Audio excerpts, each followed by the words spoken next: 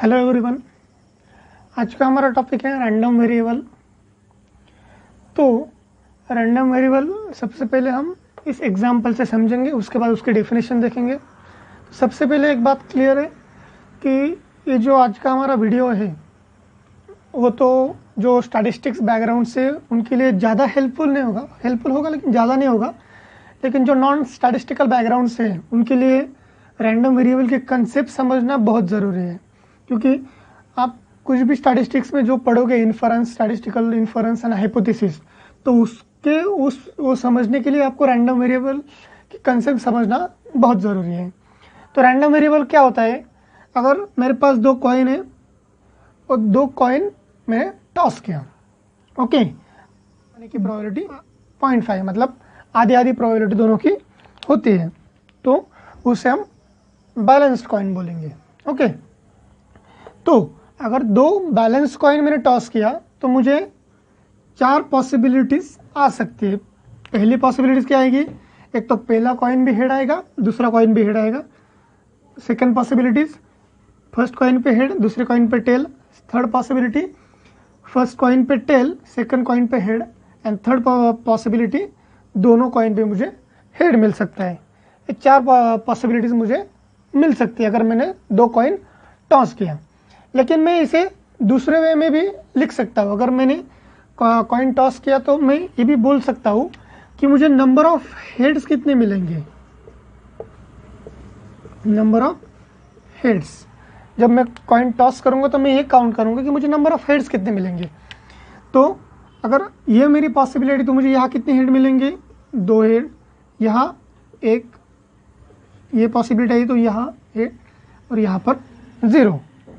तो मुझे एक तो 2 हेड मिल सकते हैं, नहीं तो एक, नहीं तो एक, नहीं तो 0, मतलब दोनों टेल आए तो मुझे 0 हेड मिल सकता है।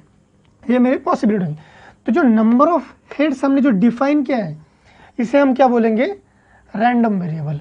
तो रैंडम वेरिएबल हम हमेशा कैपिटल लेटर से ही डिनोट करते हैं। रैंडम वेरिएबल कभी भी स्मॉल लेटर से नहीं डिनोट किया जाता। रैंडम वेरिएबल हमेशा कैपिटल लेटर से ही डिनोट किया जाता है। तो इस केस में मेरा रैंडम वेरिएबल क्या होगा? तो मेरा रैंडम वेरिएबल होगा नंबर ऑफ हेड्स। तो क्या हो गया मेरा रैंडम वेरिएबल? 0, 1 एंड 2, क्योंकि एक तो 0 कॉइन मिल सकते हैं, नहीं तो एक हेड मिल सकता है, नहीं तो 2 हेड मिल सकता है। ये हो गया हमारा रैंडम वेरिएबल। तो डेफिनेशन समझेंगे रैंडम वेरिएबल की। A random variable is a function of rule that assign a number to each outcome of an experiment। यहाँ पर एक्सपेरिमेंट क्या है हमारा? Flip 2 balance coin. ये हमारा एक्सपेरिमेंट हुआ, उसमें हमें ये आउटकम मिला, head head tail tail, tail head tail tail. लेकिन हमने रूल क्या डिफाइन किया? Rule, random variable is function of rule, function or rule, function or rule, function or rule that assigns a number to each outcome of an experiment। तो यहाँ पर हमारा rule क्या हो गया कि नंबर ऑफ हेड्स, मुझे कितने नंबर ऑफ हेड्स मिलेंगे। तो रैंडम वेरिएबल मेरा हो गया नंबर ऑफ हेड्स। अब रैंडम वेरिएबल्स के 2 प्रकार आते हैं, एक तो डिस्क्रीट रैंडम वेरिएबल एंड दूसरा होता है कंटिन्यूस रैंडम वेरिएबल। तो डिस्क्रीट रैंडम वेरिएबल क्या होता है कि काउंटेबल नंबर ऑफ वैल्यूज़, जो रैंडम वेरिएबल होता है उसका वैल्यूज़ काउंटेबल होना चाहिए। मतलब एक कॉइन है, मैंने उसे 10 बार टॉस किया तो मुझे क्या क्या मिल सकता है? 0, 1, 2, 3, 4 अप टू 10 तक मुझे हेड्स मिल सकते हैं। एक तो 0 हेड्स मिल सकते हैं, नहीं तो वह एक बार हेड मिल सकता है, अदरवाइज 10 के 10 बार मुझे हेड मिल सकता है। तो मेरा रैंडम वेरिएबल क्या हो गया? 0, 1, 2 अप टू 10।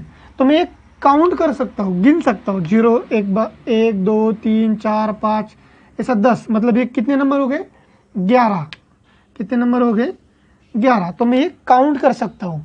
तो काउंटेबल नंबर ऑफ वैल्यूज़, जिसमें जिस रैंडम वेरिएबल में हम वो वैल्यूज़ काउंट कर सकते हैं, उसे हम क्या बोलेंगे? डिस्क्रीट रैंडम वेरिएबल बोलेंगे। दूसरा होता है कंटिन्यूस रैंडम वेरिएबल। अब कंटिन्यूस रैंडम वेरिएबल कब बोलेंगे? जब जो रैंडम वेरिएबल के वैल्यूज होते हैं वो अनकाउंटेबल होना चाहिए। अगर वो वैल्यूज हम काउंट न कर सके तो उससे हम कंटिन्यूस रैंडम वेरिएबल बोलेंगे। सबसे बेस्ट एग्जांपल है कंटिन्यूस रैंडम वेरिएबल का amount of time to complete a task. एक टास्क कंप्लीट करने के लिए हमें कितना टाइम लगेगा। तो यहाँ पर हमने रैंडम वेरिएबल डिफाइन किया time to write statistics exam in university. तो इसमें एक कंडीशन आएगी कि टाइम लिमिट 3 आवर्स, अक्सर टाइम तो 3 आवर्स ही होता है हमें, and student cannot leave before 30 minutes. मतलब 30 मिनट के पहले कोई भी पेपर दे नहीं सकता और 3 आवर्स उन्हें टाइम है एग्ज़ाम कंप्लीट करने के लिए। ओके, तो इसमें क्या होगा, अगर मैंने पहला रैंडम वेरिएबल लिया 30, लेकिन उसके बाद का मैं काउंट नहीं कर सकता हूँ, क्योंकि देखिए अगर मैंने बोला 30.1 तो ये भी आ सकता है 30.01, ये भी आ सकता है 30.001, ऐसे इनफाइनाइट तक जा सकता है ना, कुछ भी आ सकता है, 30 के बाद का नंबर कुछ भी आ सकता है। हाँ, लेकिन इस पर एक लिमिट आएगा कि आखिरी ये जो है 180 के अंदर ही आएगा। ओके, मतलब 30 मिनिमम और 180 मिनट्स मैक्सिमम, लेकिन 30 के बाद का मैं इमीडिएट नंबर नहीं बता सकता हूँ, तो इसीलिए हम उसे कंटिन्यूस रैंडम वेरिएबल बोलेंगे, क्योंकि हम ये काउंट नहीं कर सकता हूँ ना मैं। 30 के बाद 30.1, 30.01 कितना भी आ सकता है, मैं काउंट ही नहीं कर सकता हूँ, तो इसलिए हम क्या बोलेंगे, उसे कंटिन्यूस रैंडम वेरिएबल हो गए।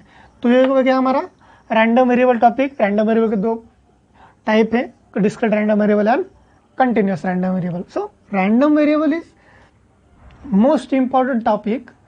जब भी आपको स्टैटिस्टिक्स में इन्फरेंस, हाइपोथेसिस कुछ भी पढ़ना होगा तो सबसे पहले आपको रैंडम वेरिएबल समझना है। अगर आपको स्टैटिस्टिक्स से रिलेटेड कुछ भी बुक्स वगैरह चाहिए तो मेरा टेलीग्राम चैनल है, मैं लिंक डिस्क्रिप्शन में डाल दूंगा, आप ज्वाइन कर लीजिए, आपको इजीली वो बुक्स एक्सेस कर पाएंगे आप। Thanks for watching this video.